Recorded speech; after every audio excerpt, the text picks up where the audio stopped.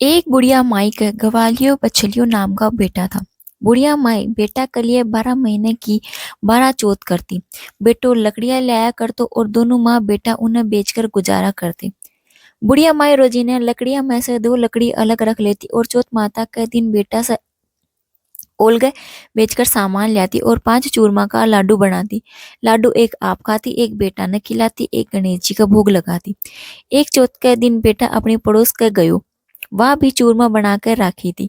तो पूछो कि आज के है, सोते चूरमा बनायो हो। पड़ोसन बोली कि मैं तो आज ही बनाया। हाँ, तेरी माँ तो हर चौथ का दिन बनावे है, तने आज खाने ने दियो कि नहीं। बेटो बोलियो कि दियो तो। पड़ोसन बोली कि तू लकड़ियां लावे जी में से तेरी माँ ओलबे चक्कर चूरमो बनावे। बेटो माँ के कन्ने गयो, बोलो कि मैं तो इतनी मेहनत कर लकड़ी लियाऊं और तू चूरमा कर कर के खावे। सो कह तो मने छोड़ दे के चौथ माता ने छोड़ दे। माँ बोली, बेटा मैं तो तेरे लिए ही व्रत करू हूँ, सो तने भले ही छोड़ देऊं पण चौथ माता ने को नहीं छोड़ू। जना बेटो घर से जाने लाग्यो तो माँ बोली कि तू जावे तो चौथ माता को नाम पूर दिए संकट दूर हो जासी। बेटो सोचो कि है तो झूठी बात पण आपन न लिए आपा रख लेवा। घर से चलियो थोड़ी दूर गयो होवेगो कि देखता खून की नदी बहवे है, कटीने से भी रास्तो कोनी। जद आख्या पूर कर बोलियो कि हे चौथ माता अगर तू साची तो नदी सूख कर मैंने रास्तो मिल जावे। इतना में ही नदी सूख कर रास्तो होगी। आगे गयो तो जाता बावणी उजाड़ में रात होगी, चारों तरफ बाग बगेरा बोलन लग गया। जद आका पूर कर बोलियो कि हे चौथ माता मने रास्तो मिल जावे, नहीं तो ये जानवर मने खा जासी। इतना में ही रास्तो मिल गयो। आगे एक राजा की नगरी में गयो। राजा हर महीने एक आदमी की बलि देतु। एक बुढ़िया माई के घर में गयो, देखियो कि बुढ़िया माई पूड़ा बनाती जावे है और साथ साथ में रोती भी जावे है। जब वो पूछो कि हे माई तू क्यों रोवे है, बुढ़िया बोली कि मेरे एक ही बेटो है, बिकर राजा आज बलि चढ़ासी, ये पूड़ा उके लिए ही बनाऊ हूँ।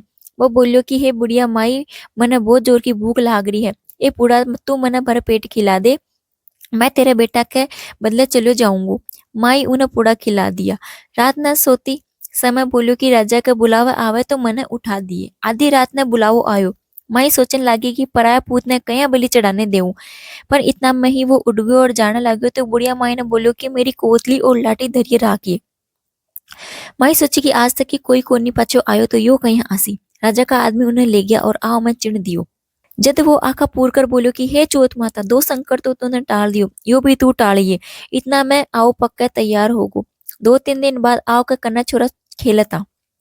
आओ पर कांकरी मारी तो उठे आवाज हुई। छोरा राजा ने जाकर बोलिया कि तेरो आओ तो पक गो। राजा सोचो कि 6 महीना में आओ पक तो 3 दिन में कया पक गो। जाकर देखा तो सोना चांदी का कलश हो गया। उतरने लग गया तो अंदर से बोलियो कि धीरे धीरे तारो माई ने मानस बैठो है। राजा का आदमी बोलिया कि हम तो कदी कोनी बोलती, आज कौन भूत बोलन लाग्यो। अंदर से बोलियो कि मैं तो वही आदमी हूँ जिन्हें थे बैठायो तो। अंदर जाकर देखा तो हरिया हरिया जुआरा उग रहा है, आंखें पूर कर बैठ्यो है। राजा का आदमी राजा ने सारी बात बताई। तो राजा आयो और पूछो कि तू कौन है और कहीं बच गो। वो बोलियो कि मेरी माँ चौथ का व्रत करती, सो मैं तो चौथ माता के प्रभाव से ही बचू हूँ। जना राजा उन्हें बोलो कि एक घोड़ा पर तू चढ़ जा, एक घोड़ा पर मैं चढ़ जाऊं और तेरे हाथ पैर में सांकड़ी घाल देवांगा। अगर सांकड़ी खुलकर मेरे बंद जासी तो चौथ माता साची। दोनों घोड़ा पर चढ़ गया। तो वो आका पूर कर बोलो कि हे चौथ माता मेरी लाज राखी। इतना में ही सांकड़ी खुलकर राजा के बंद गई। राजा सोचो कि चौथ माता है तो साची। राजा अपनी बेटी को ब्याह उके संग कर दियो। वो बैठा ने बटे ही रहने लाग्यो।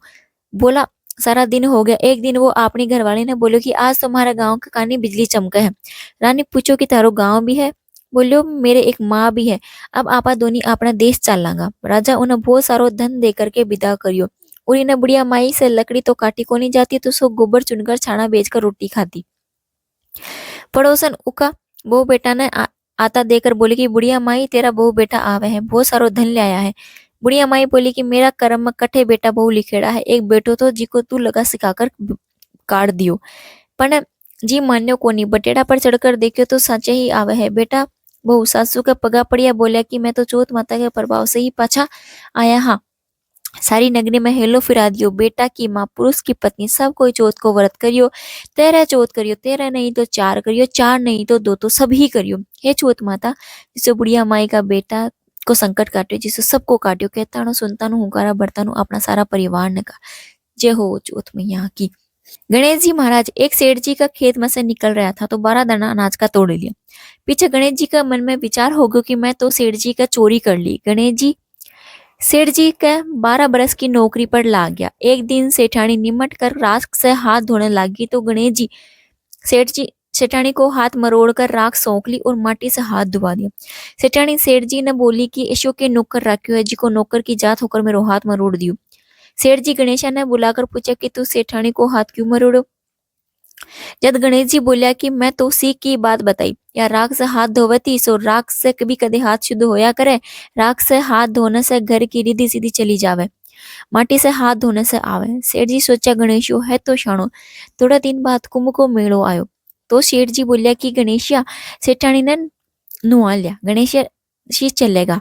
सेठानी किनारे पर बैठकर नहाने लगी तो आंगी ने ले जाकर गोता खुआ लाया।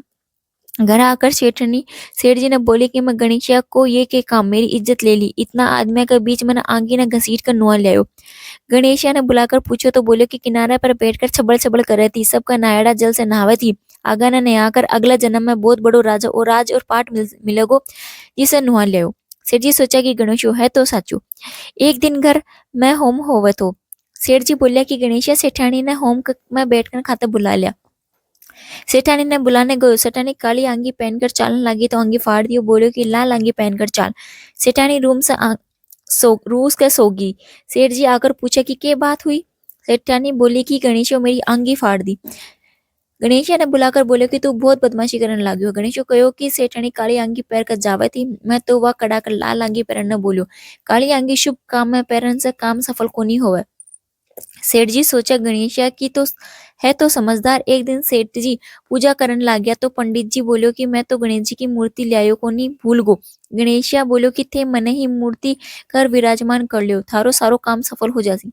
यह बात सुन सेठ जी ने भी गुस्सो आगो बोलियो कि अब तक तो तू सेठानी से मस्करी करे तो अब मेरे से भी करने लगी हो। गणेश जी बोले मस्करी को नहीं करूँ, सच्ची बात कहूँ। इतना कह गणेश जी को रूप धारण कर लियो। सेठ सेठानी संदेही गणेश जी की पूजा करी। पूजा खत्म होता ही गणेश जी अंतर ध्यान होगा।